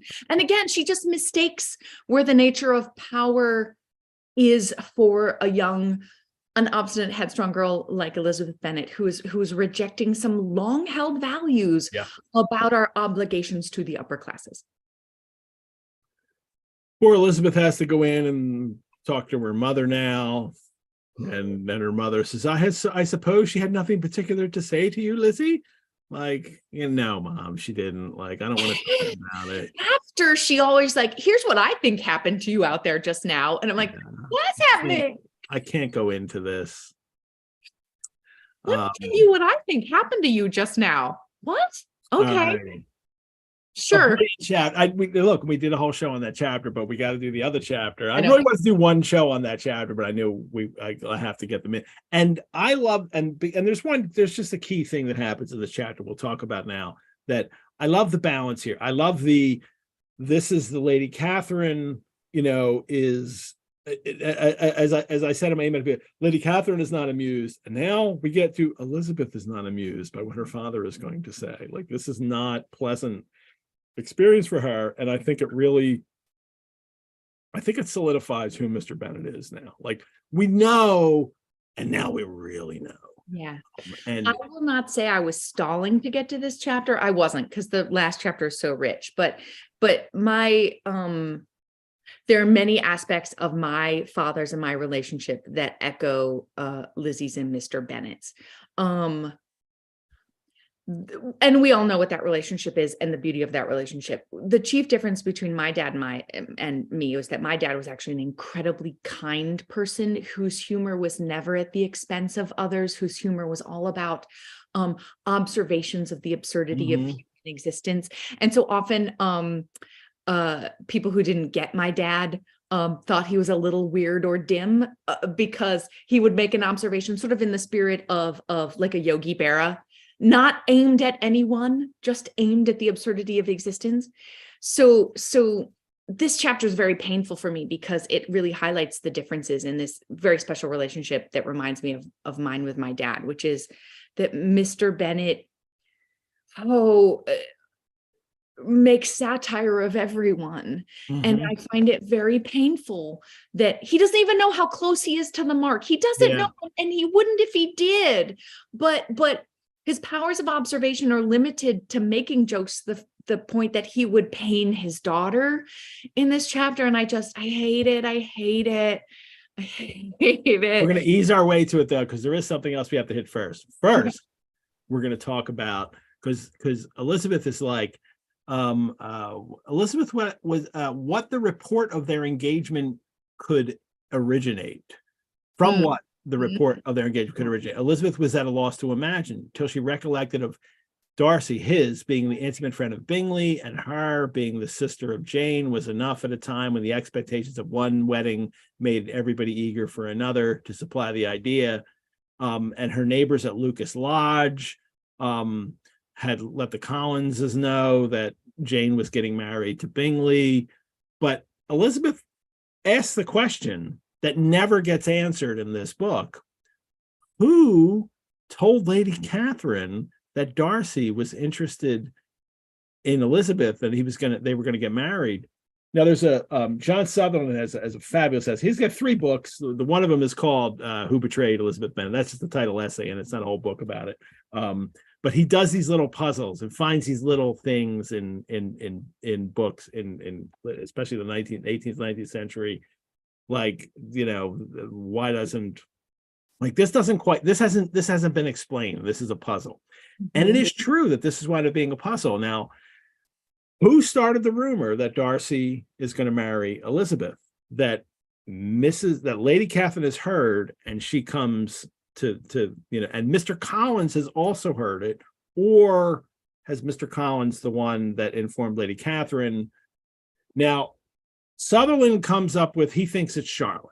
Like, Charlotte must be the one, and he even goes so far as to say Charlotte does it because she's still a little annoyed with Elizabeth about how she was mean to her about her marrying Mr. Collins. And I don't buy any of that. I think the novel is clear on Charlotte and Elizabeth had that issue, but they're fine now. They're totally fine.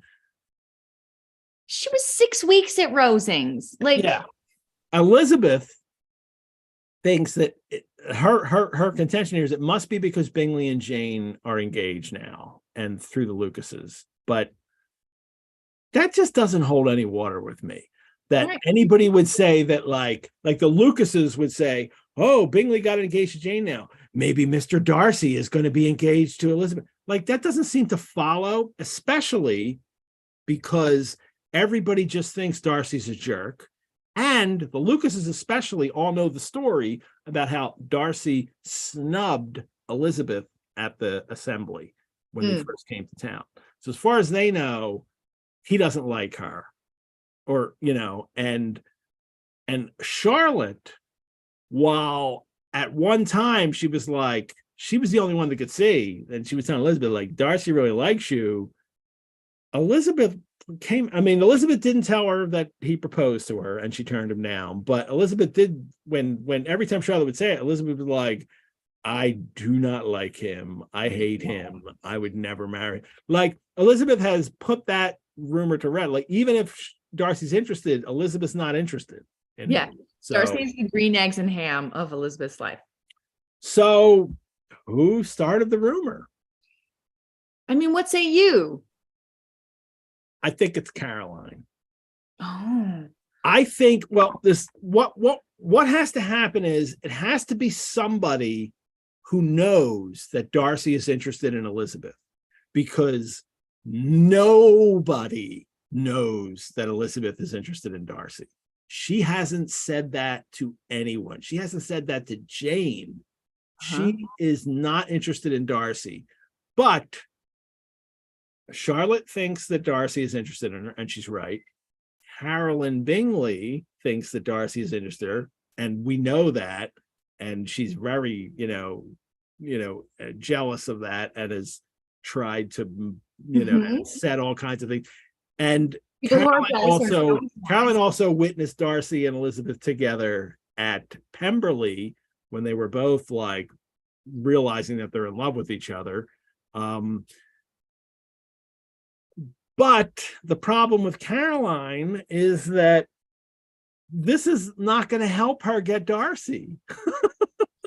Well, in support of your theory, right? People who are jealous are not always wise. Yeah. We've seen Caroline behave in ways where she's throwing Hail Mary passes. I'm a Notre Dame graduate. All my metaphors from football are also going to involve the Mother of God. We've seen her throw her Hail Mary passes. We've seen her act in desperation. So yeah, I think there is certainly text analysis supporting that. Like, yeah.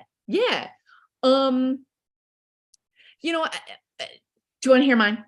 Yeah. Okay, so I hate to be a contrarian, but for me, it's kind of enough that Lizzie's like, oh, I know what happened. I guess I don't see as much of a puzzle enough to like justify an essay on it. Lizzie says, oh, I get what happened. The Lucases made these assumptions and then it went this way. So I can see a path. If Lizzie tells me this is what I think happened, for me, that's enough. It doesn't feel like a puzzle to me. And so to puzzle it out with Lizzie, I would say that, right, in a world where if you can't be beautiful, be smart. In a world where knowledge is power, and Lady Catherine thinks she has it. I bet that, like Charlotte traffics in knowledge, right? The values she brings to the environments she's in pre-marriage are limited. So yeah, I would not be surprised if she said to her mom or even to her dad one evening, like, oh, I think that Darcy is interested in Elizabeth. Yeah. Because to be incisive, it's her gift. Yeah. She must make the most of her gift. And then when we look at the suddenly I've turned into hand puppets. Like one of these is Mr. Collins and the other is Sir William, with a battle of like hand puppets, like chatting to each other. Like, yeah, I can see in the correspondence that followed over the months of, yeah, Mr. Lucas, like, pardon me, Sir William, seeing what he wants to see. Oh yes, well then we know there'll be 2 marriages to come, and but I think that there is some like, yeah, and just in the correspondence over months that the Sir William could have easily thought back to when, like, oh, you know, when I introduced Mr. Darcy and said you should dance, and he was like, yes, of course I should dance with you, and Elizabeth was like, no, I don't want to dance. I love that, right? Yes, he would believe it because then he gets to take credit for it. Yeah. Which is absurd, but yes, he's going to believe in anything that he would get to score the win. Yeah, I say that, but I'm not buying it. I'm not buying it. Like, I cannot, like, none of it makes your theory. I honestly think that, like, Austen just didn't think of it. Like, she just didn't come up with it. That it's like, it's like the one unexplained murder in Chandler's The Big Sleep, where somebody is murdered in that novel, and when they went to make a film of it, the filmmakers realized, is it Hawks? I forget who made that. Howard Hawks, I think, made that. And they actually asked Chandler, wait, who killed the chauffeur? And Chandler's like, I don't know. Mm-hmm. Like, somebody was killed in it. He couldn't account for. And I don't think Austen accounted for it. I don't think she accounted for it. Who did it? Who started the rumor? And Caroline's the closest I can come to it, but I really think that there is no answer. Oh, I have a very clear image of the afterlife, Ed. This is going to get really existential for a second. I have a very clear vision of the afterlife, and Jane Austen like meets you at the gates of whatever material they are, and it's like, of course I knew Ed Pettit. How dare you? And then lets you in, but is like ready to settle the score. Of course I knew. Yeah, no, I love the things she leaves open to interpretation are really why this is my love for Jane Austen blossomed as my theater career blossomed, right? As my interest in interpreting words on a page and giving them life like became a strength. This is when I fell in love with her the most. Yeah, I've known her since I was a teenager, but this is when I fell in love with her the most. The fact that we can have a debate where there's no right answer and have textual support that we feel very strongly. This is why she endures. This is why she endures. Yeah, it feels like a game of power to me. Yeah, I posted this on our Facebook group, and people were already responding to it, and so we can continue it there, and I'll report back next week with what answers people have given on that issue, but I think it's unanswerable. But I think you can. It's like playing the game, like you can do with Sherlock Holmes, because Conan Doyle didn't care about, the plots or what was going on with characters, because that's not his favorite thing to write with Sherlock Holmes. So you wind up with all these issues, and then it's up to people playing the Sherlockian game who then have to reconcile the fact that Watson's wife calls him by a different name at one point, or his wound is in a different place at one point. And so you'd have to play the game with this novel to figure out like which character would know that Darcy was interested and would have the opportunity to let Lady Catherine know. And I don't think Austen gave us the information to solve this. You have to imagine the characters doing it on their own outside of what we're told in the novel. I have an alert on my Facebook feed, 4 posts on Austen Mondays. I will eagerly engage with this debate further. But speaking directorially, there are definitely things, because you can't keep your focus on everything. There are things I definitely don't care about, and sometimes as an audience member, when I go to the theater, I'm like, wait, you're making a sandwich. Why does it have American cheese on it in this fancy place? That clearly the props master and the director did not care. And I'm like, I decided I care. Like, we all are going to be focused in our own things. And yeah, I think Austen deserves an issue that I always wondered about. And then I came across an article written by John Sutherland. I was like, oh my God, somebody else thought about this and wrote an essay about it. And so. Oh, certainly it's open. Yeah, it requires theorizing. But for me, when Lizzie's like, oh, I get what happened. I'm like, okay, moving on, Well, Yes, and that's what happens here. And we won't get it.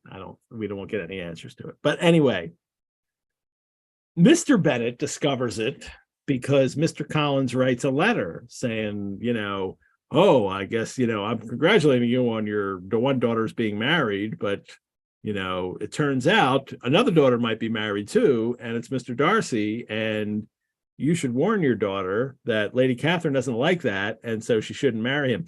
And I think the timing of it is, I think that Mr. Collins wrote his letter before Lady Catherine went, but it might even be Mr. Collins knows before Lady Catherine knows, in a sense. Like, it's hard to figure out the timing here. Oh, no, it explicitly says in the letter, doesn't he? He says, I told Lady Catherine. Yeah. Yeah, he says so. So wherever the rumor came from, Collins claims, and again, he is an unreliable narrator of his own life because he thinks he's great, and we know he isn't. He says he told her, and then she set off right away. The timing works. What also Jane Austen seems less interested than me is like, how must Collins feel, right? When he says to Lizzie, it's by no means certain that another offer will ever come to you. Like, what must he be feeling in his belief that Darcy has proposed? Yeah. I love it. It's so silly. Clearly he doesn't want Elizabeth to succeed. No. And they are aligned, Lady Catherine, and what informs my interpretation that Lady Catherine's like, how dare Jane Bennet have a happy ending? This girl I don't know. To be associated with Lydia as they are, there's only one right answer. And that's that they fall irredeemably, because people like Lady Catherine and William Collins, by virtue of their mediocrity, need other people to fall in order to feel built up. Well, that brings us to Mr. Bennett too. I know we're going to hit this. Mr. Bennett also feels that way in a sense. Like this is the kind of thing that sums up Mr. Bennett in the end. For what do we live but to make sport of our neighbors and laugh at them in our turn? I mean, that's like his philosophy in life. And he misses. Grant, he can't know that Lizzie's in love with Darcy. He doesn't know that. So this is just his misstep in saying, like, isn't this the most ridiculous thing in the world? Can you believe this? And it causes her all this pain. He doesn't know he's causing her that pain, but that's precisely the thing that he kind of makes fun of in other people. Like, what he's interested in is other people doing stupid things, and they don't know they're doing stupid things. And then he gets to laugh at them, and he's doing it himself. But even beyond that, like, if that's his thing, I mean, for what do we live? Really? That's the point of life? Nice. I want more. And I think I learned to want more from characters like Elizabeth Bennet. Yeah. Yeah. And it pains me to be confronted with his limitations in this moment. Yeah. Because Lizzie hopes against hope, I think, that he has the penetration to see into her heart a little bit more. And again, that separates Mr. Bennett from my dad, who I would have counted to see into my heart a little bit more. That he can't observe there's a change in her, that he can't observe that something else could be going on. Like Mr. Bennett in the end, he's just as selfish as Mrs. Bennet and Lydia, in a sense, that he has this thing that this is his narrow focus, and he can't see beyond it. And look, he always was, actually. Yeah. He was always as selfish as Lydia and Mrs. Bennet. But he was charming and funny. So so you fall for it. Exactly. We want to forgive it. And that speaks to, I don't know about every reader, Ed, but I think you and I know each other well enough after these many weeks to know it speaks to us, like charming and witty. And he wants to sit in his room and read his books and make people. All right, I get that. I want to sit up here and read my books and let everybody leave me alone. I get it. I But- want to live in the reality of a different world where I know things and have a deep spirit. Yeah, no. But he's not connected to anybody. Like Lizzie is connected to people, especially her sister Jane. He's not. He doesn't think like, how can these people be happy, and how can I make them happy? Oh, if he'd thought of that, this Thought whole of thing that. wouldn't exist. Yeah. Yeah, but yeah, it's the second time that he really lets her down, right? The seeing Mr. Bennet through Darcy's eyes, that you're, even upon occasion, your father being a source of embarrassment, that is painful to her. Yeah. To be confronted face to face, to be the butt of his joke. He doesn't know he's making a joke of Lizzie. I don't think he'd ever choose to do it. No, he would never do that. And that's what he makes fun of in other people. They don't know they're misstepping, and he does, and he finds that diverting. And he says to Elizabeth, "Are you not diverted?" And oh yes, pray read on. I mean, that crushing moment for her. I have to believe this is the first time she's ever spoken something untrue to her father. Yeah. Right. Dramatically, that's the most painful and biggest payoff, is she's never lied to him before. I mean, the last paragraph to this question, his daughter replied only with a laugh. Yeah. And for her to have to do the fake laugh is it. Yeah. I got very emotional reading the end of this myself. It's like that. Oh, what a moment for her, and to go from these two chapters, the one where she's like, I just gave it back to Lady Catherine, and I'm so upset because maybe I will never get Darcy, but there's what if he he made a values her stand. more than I do? And what if what I said gets back to him and he decides, yes, I Yeah. had a lucky escape? Like all the regrets, right? All that's going on, but she's also made the stand, and she's also, she's the obstinate, headstrong girl, and now, he just took it away from her. He took away from her that, and now she's doubting herself. It ends with, maybe he's not seeing too little. She might have fancied too much. Like maybe now all the doubts really come rushing in on her. Yeah. Yeah. I don't know. It feels like something my dad used to say to me, which would be something I would wish to say to Lizzie Bennet in this moment when she is so hurt, is, hey, if you're good at what you do and you're a good person, eventually people will figure that out. And eventually the things that are due to you, it won't feel like it, but eventually they will come. It just takes a lot longer than you think. I would just want to gift a little bit more of my dad's kindness and wisdom to Lizzie Bennet in this moment. To Mr. Bennett's credit, he approaches that in a way before, when he tells Lizzie, like, let people make fun of you. Who cares? They don't know. Like, we're not going to be concerned with what these, stupid men think of you and Jane. But he doesn't follow through. So yeah, doesn't follow through in this book. So he's limited. He's limited. And part of Lizzie Bennet's journey is people are limited. Let me give them grace. And also people are limited, and they made themselves better because of something I may have said or some example I may have set. Wow. Like, hey, come on. That for me feels like the human journey. Yeah. Well, as emotional as for you, and it is. Mhm. Father of 5 daughters.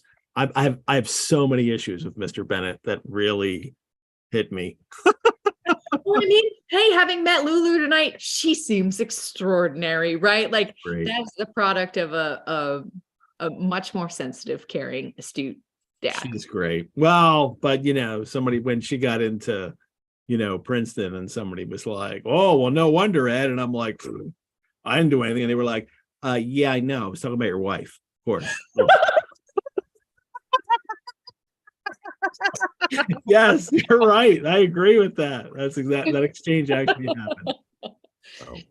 Yeah, which again ties back to one of the beautiful mysteries of a novel. Like, where do people like Jane and Lizzie come from in the funky stew they grew up in? Yep.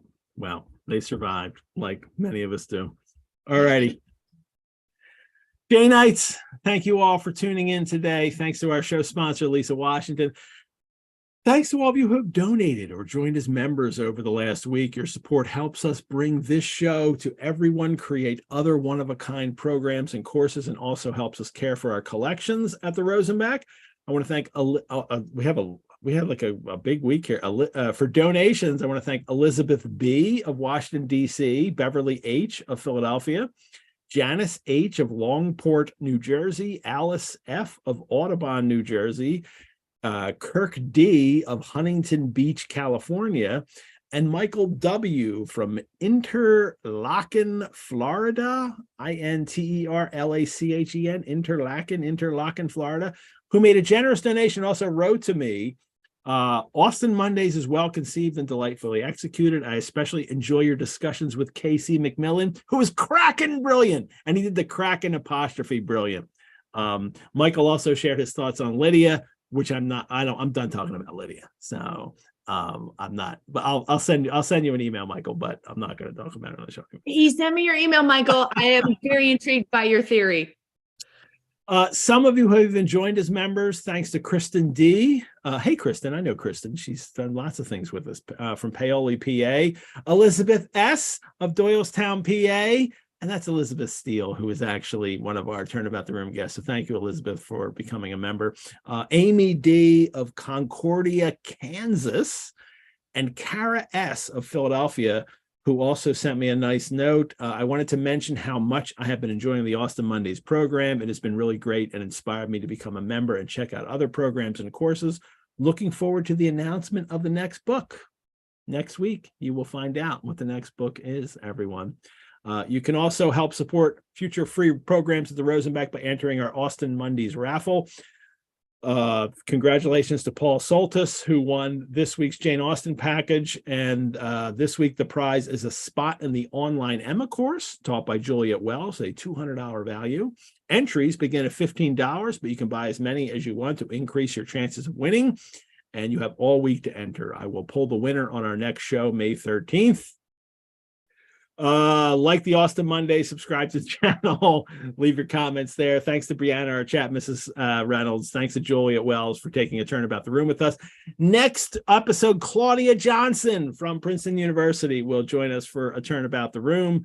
And Kathleen Hudson will be my annotation co-host for chapters 58 to 60. The success of Mrs. Bennett, I call it. That leaves us one chapter to do for the final week. Next week is 58 to 60. Casey, thank you. And thank you. What a blast. What a great show today. I really appreciate talking to you. It's been so much fun.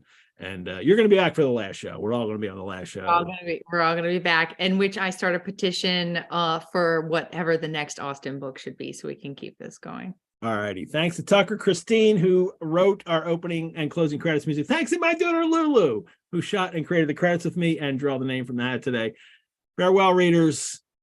May Lady Catherine de Bourgh never send compliments to your mother. Bye-bye, everyone. Thank you.